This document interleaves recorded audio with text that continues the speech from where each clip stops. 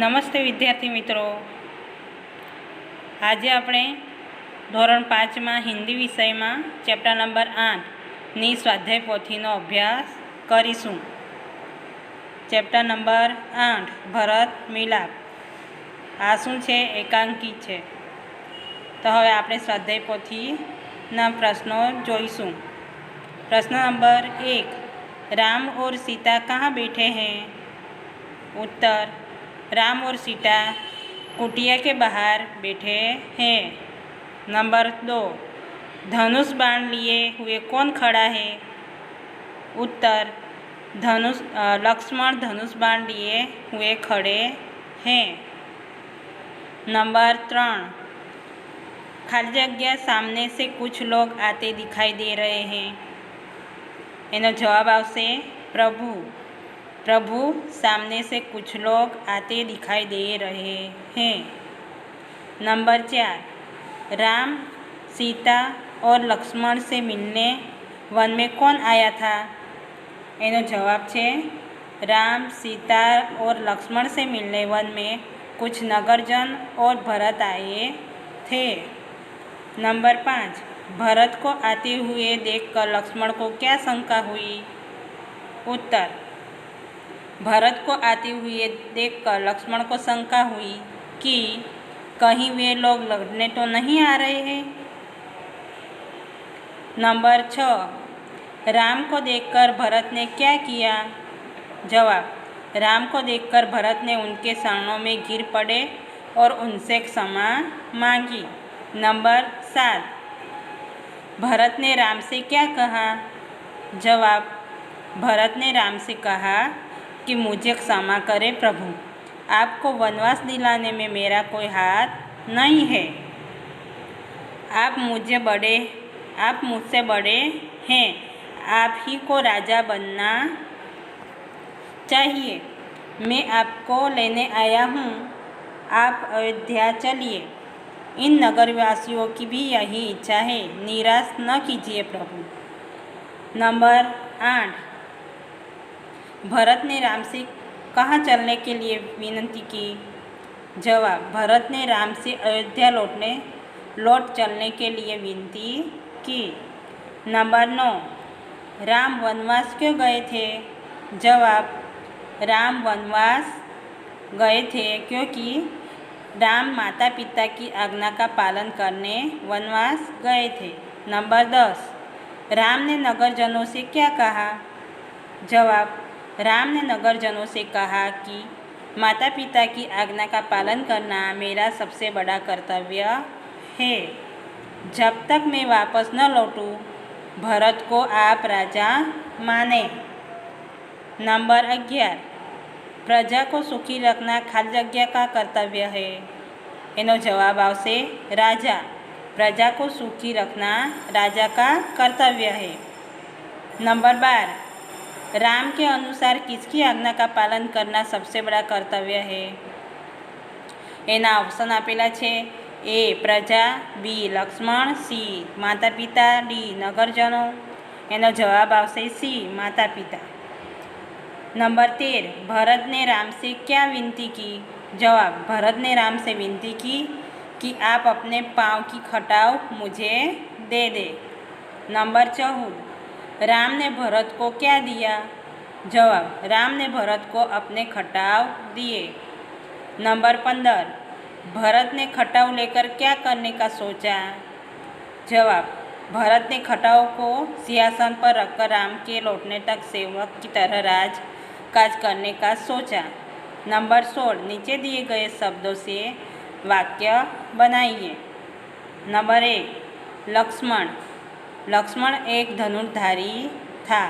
Number 2, उपेक्षित। धनवान व्यक्ति गरीबों को उपेक्षित दृष्टि से देखते हैं। नंबर 3, अयोध्या। अयोध्या सरयू नदी के तट पर बसा है। नंबर 4, कर्तव्य। सार्वजनिक संपत्ति का जतन करना हमारा कर्तव्य है। नंबर 5, क्षमा। मालिक ने नौकर को क्षमा कर दिया। नंबर 6, प्रजा। प्रजा को सुखी रखना राजा का कर्तव्य है। नंबर 70, नीचे दिए गए कोष्टक में से सही संकेत चुनकर लिखिए।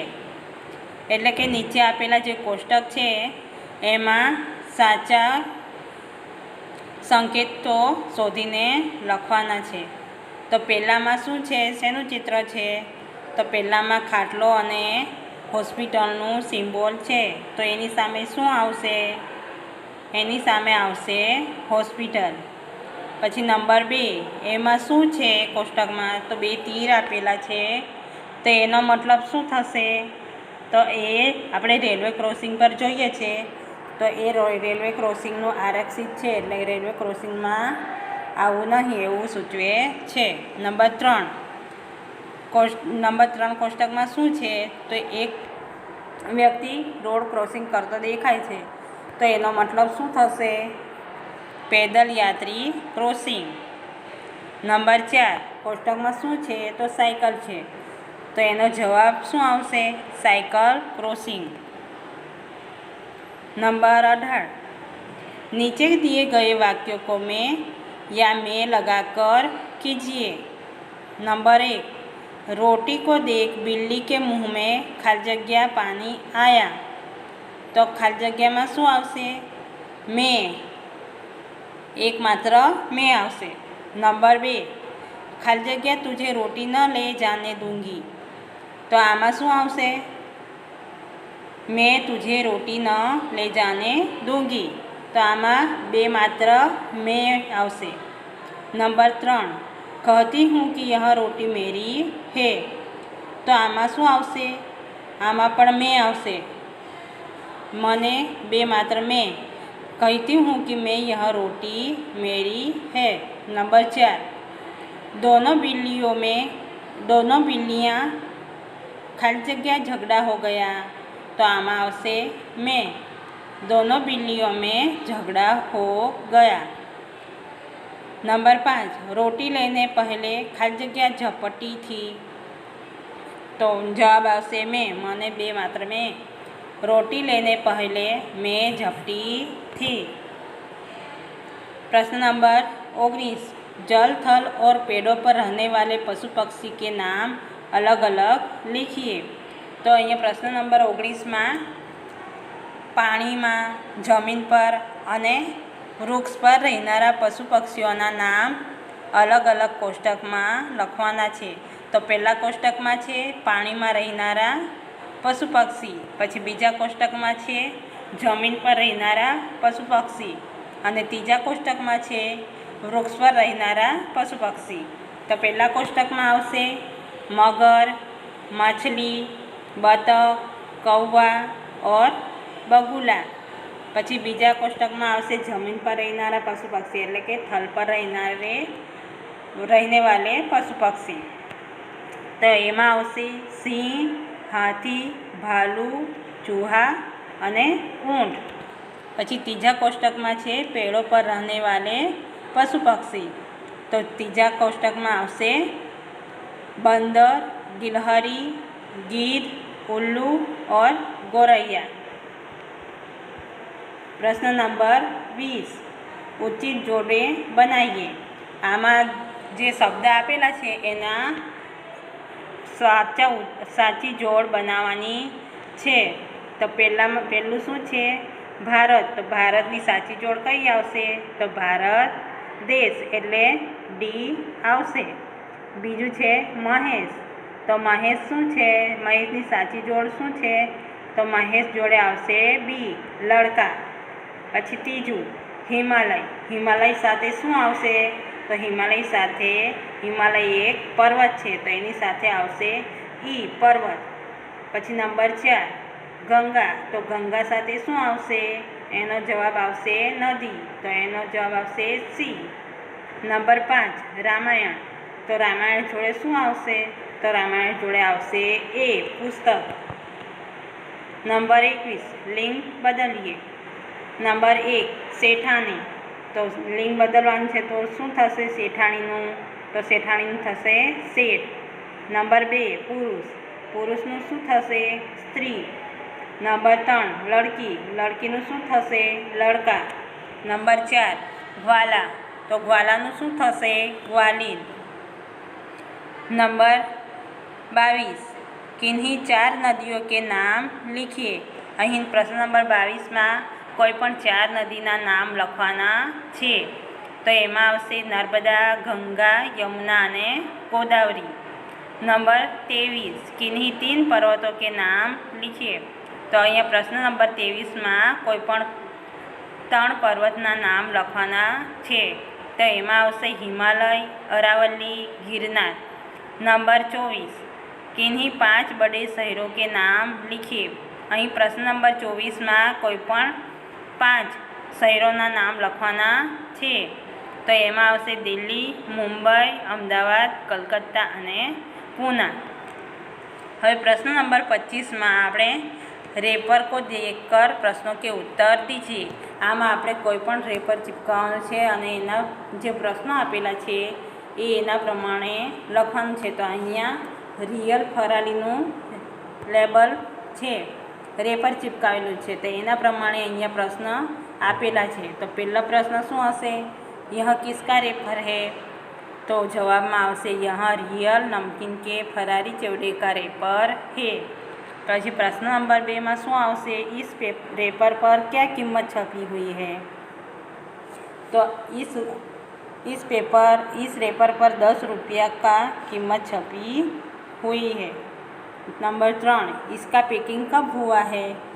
तो આના અંદર જોવું પડશે આપણે રેપરના અંદર જે કિંમત આપેલી છે એમાં જોવાનું છે કે એની પેકિંગ ક્યારે થયું છે। તો એનો જવાબ છે इसका पेकिंग 1/7/17 को हुआ है।